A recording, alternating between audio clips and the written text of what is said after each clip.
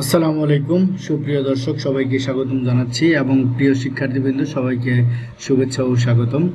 আজকে আমরা দেখব আইপি অ্যালোকেশনের ডিএসসিপি পার্টের ডিএসসিপি ম্যাক বাইন্ড। এটা আসলে কেন প্রয়োজন?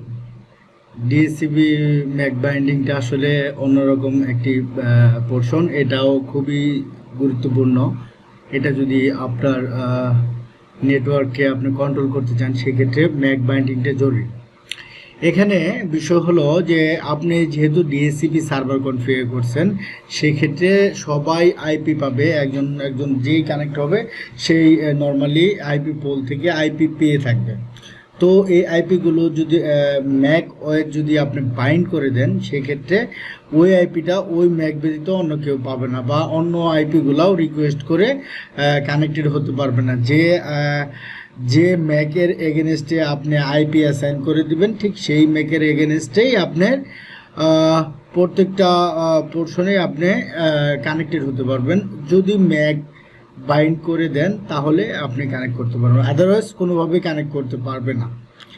তো সেক্ষেত্রে আমরা আসলে কিভাবে করতে পারবো এবং নর্মালি কিভাবে করতে পারবেন সেটা আমরা দেখব।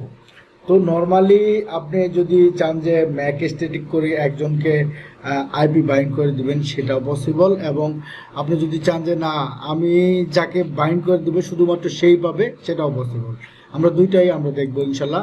আমরা আইপিতে গিয়ে ডিএসসিপি সার্ভার আইপিতে গিয়ে আমরা ডিএসসিপি সার্ভার পোর্শনে আসলাম। এখানে দেখি আমরা একটি পিসি কানেক্টেড আছে।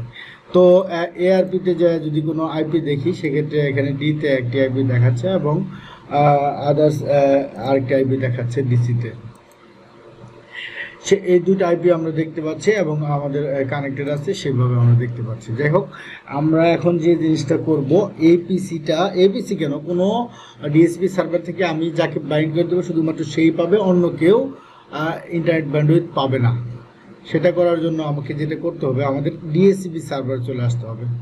এখানে কিন্তু অলরেডি একজন লিসের আছে, মানে আমার এই পিসিটা কানেক্টেড আছে এবং এই পিসিটা ব্যান্ডউইথও পাচ্ছে। তো সেক্ষেত্রে আমরা যদি সিএমডি থেকে পিং করে যদি দেখি আমরা আসলে ইন্টারনেট পাচ্ছি কিনা। হ্যাঁ, আমরা ইন্টারনেট পাচ্ছি। তো আমরা আসলে যে জিনিসটা করব, আমরা ডিএসসিপিতে চলে যাব। ডিএসসিপিতে চলে গিয়ে আমরা এখানে যে ডিএসসিপি সার্ভারটা রয়েছে এই সার্ভারটাকে আমরা ডাবল ক্লিক করব। ডাবল ক্লিক করার পরে আমাদেরকে যেটা করতে হবে, অ্যাড্রেস পোলের যে অপশনটা, এই অ্যাড্রেস পোলটাকে আমরা উঠিয়ে দিব। এখানে আমরা স্ট্যাটিক অনলি দিব এবং এই নিচে যে দুটো পোর্শন আছে এইটা আমরা বন্ধ করে দিব এবং অ্যাড এআরপি ফর লিজেস, যেটা লিজ হবে ওইটা যেন এআরপিতে আমরা দেখতে পারি সেটা আমরা দেখব। এআরপিতে এখানে আমরা যেন দেখতে পারি সেটা আমরা এনাবল করে দিলাম। জাস্ট অ্যাপ্লাই, ওকে, দেন এখানে কাজ কমপ্লিট।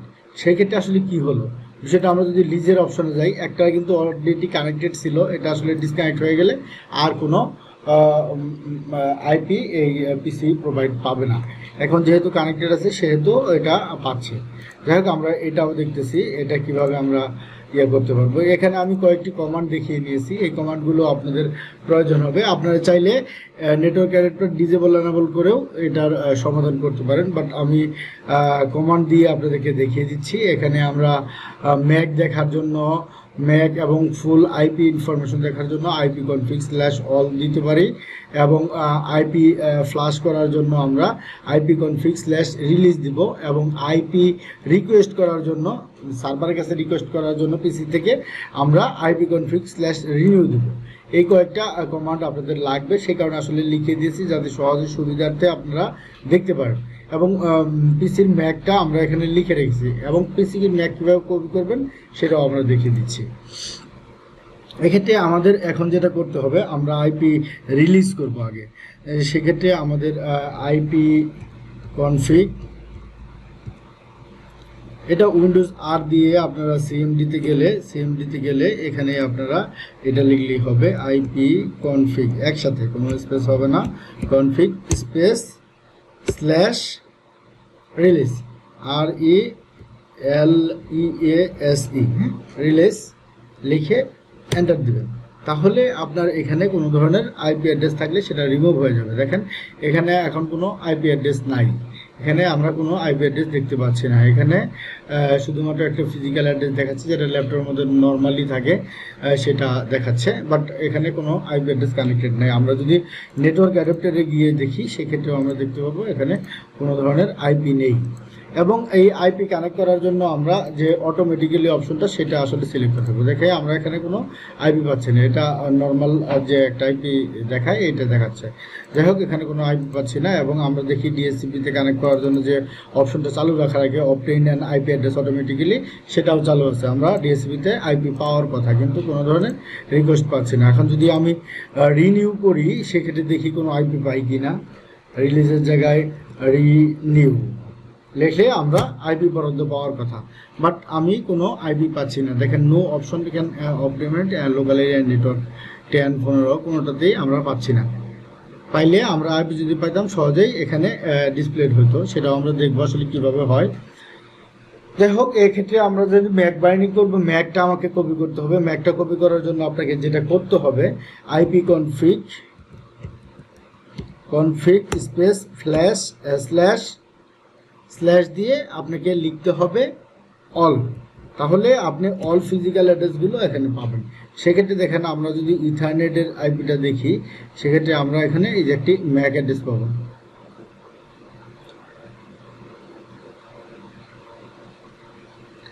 আমাদের এই যে এটা হলো ইথারনেটের ম্যাক অ্যাড্রেস, এই ম্যাক অ্যাড্রেসটাকে আমাদের কপি করতে হবে। আপনারা দেখে নেবেন আপনার ল্যান অ্যাডাপ্টার যদি বেশি থাকে সেক্ষেত্রে আপনি কোন অ্যাডাপ্টারের মাধ্যমে কানেক্টেড আছেন সেটা আপনাকে দেখে নিতে হবে।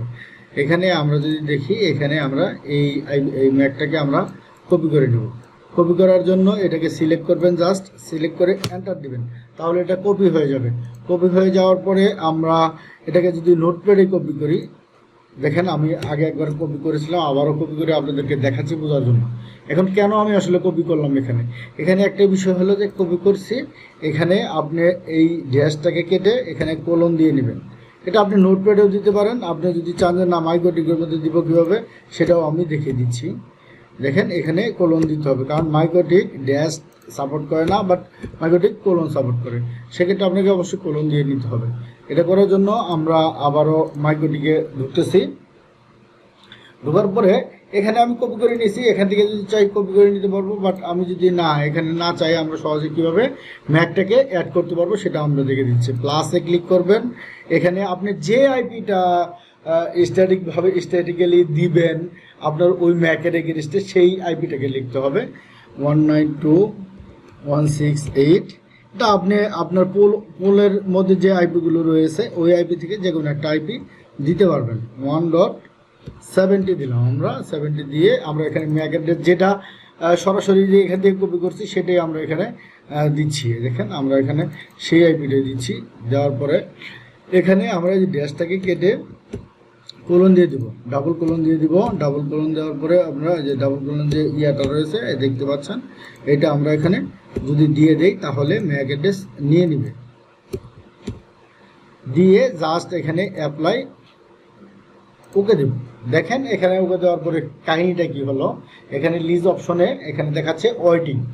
হ্যাঁ ওয়েটিং, কোনো ধরনের আইপি এখনো প্রোভাইড করেনি। এখন আমরা এই আইপি প্রোভাইড করার জন্য আমাদেরকে ওই যে আমরা রিনিউ যে অপশনটা রয়েছিল, আমরা যদি আবারও উইন্ডোজ আর দিয়ে সিএমডিতে কমান্ড মোডে যাই, সেখানে আমরা যদি লিখি আইপি কনফিগ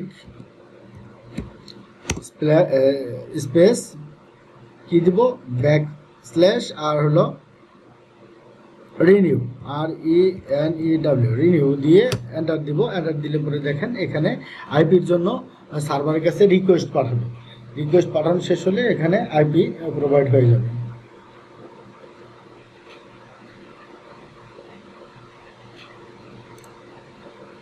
এই দেখেন এখানে আইপি প্রোভাইড হয়ে গেছে অলরেডি। আইপি এখানে 192.168.1.70 পেয়ে গেছে। 70টা আসলে পেলো কিনা আমরা এখানে তো কমান্ডের মাধ্যমে দেখলাম।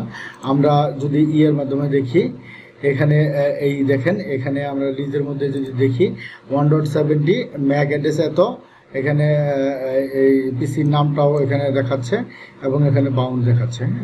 এভাবে আপনি কানেক্ট করতে পারেন। এবং আপনি এখানে রাইট বাটনে ক্লিক করে ম্যাক স্টেরিক যে অপশনটা আছে, আপনি যদি নর্মালি আপনি নর্মালিও দিবেন এবং কাউরে আপনি আইপি সিলেক্ট করে দিবেন, তাহলে আপনি এই ম্যাক স্টেরিক অপশনটা ইউজ করবেন। আর এক্ষেত্রে আমি যদি এখন এই ক্লায়েন্টটাকে আমি যদি আইপি চেঞ্জ করে দিতে চাই, সেটাও পসিবল। সেটা আসলে কীভাবে করবো?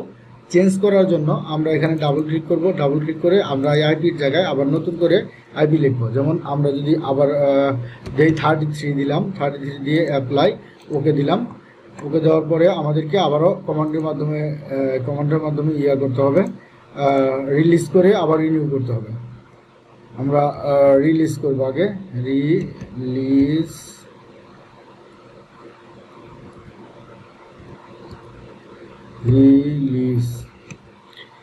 রিলিজ করব। রিলিজ করার পরে আমাদের আইপি চলে যাবে এবং আমরা রিনিউ করব। তাহলে আমাদের আবার নতুন করে আইপি প্রোভাইড করবে, ডিএসসিপি সার্ভার নতুন করে আইপি প্রোভাইড করবে। ডিসকানেক্ট হয়ে যাওয়ার কারণে আসলে ওই ডিসকানেক্ট হয়ে যায়। আমাদের আইপি আবার নতুন করে পেলে আমরা আবার কানেক্ট করতে পারবো। তো আমরা দেখেন এই যে আমার 1.33 এসে গিয়েছে এবং আমরা যদি এখানে দেখি, আমরা যদি মাইক্রোটিকের মধ্যে দেখি, সেক্ষেত্রেও আমরা এখানে দেখতে পাচ্ছি 1.33 এই মেকারের এগেনস্টে হলো। আপনি এইভাবে অনবরত আইপি বাইন্ড করে আপনি ক্লায়েন্টের সার্ভিস দিতে পারবেন। এখন যদি চান যে একটা কিউ করবেন, একটা কিউ করে এই 33 এর ব্যান্ডউইথ দিবেন, সেটাও পসিবল। সেটা এখানে আপনি 192.168.1/33 এখানে কিউ এর নাম আমরা লিখলাম না, কিউ 1ই থাক। এখানে এই ক্লায়েন্টকে আপনি 3 MB ব্যান্ডউইথ দিবেন, অ্যাপ্লাই ওকে, সেটাও পসিবল। এখানে 3 MB এই আইপির জন্য এগেনস্টে বরাদ্দ হয়ে গেল। এবং আমরা যদি এআরপিতে দেখি, সেখানে এআরপিতে আমরা এই যে দেখেন 33 DCH মানে হলো ডাইনামিক কানেক্ট হোস্ট। হ্যাঁ, এই অপশনটা এখানে হয়ে গেল। আমরা যদি পিং করে দেখি, সেক্ষেত্রে পিং পাবো। বাট এখানে এই যে আগে একটা এআরপিতে আইপি ডিতে পড়ে রয়েছে, ডিতে পড়ে থাকলে আসলে কোনোভাবেই এটা কানেক্টেড নয়। দেখেন এখানে ডাইনামিক কমপ্লিট এবং হোস্ট হলো ডিএইচসিপি। হ্যাঁ, এইভাবে এটা কানেক্টেড হয়ে রয়েছে, বাট এটা কিন্তু আর কানেক্টেড নাই। এটা কিন্তু আমরা পিং করে পাচ্ছি না। তো এইভাবে আপনারা ম্যাক বাইন্ড করে সার্ভিস দিতে পারেন।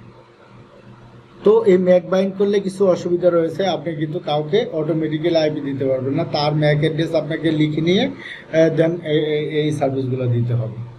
তো ভিউয়ার্স, বুঝতে পারলেন আমরা ডিএসসিপির মাধ্যমে কিভাবে ম্যাক বাইন্ড করলাম। কারো যদি কোনো কোশ্চেন থাকে অবশ্যই কমেন্ট করবেন, আমরা কমেন্টে রিপ্লাই দিয়ে থাকবো। ইনশাল্লাহ ভালো থাকবেন, সুস্থ থাকবেন। আজকে এই পর্যন্তই।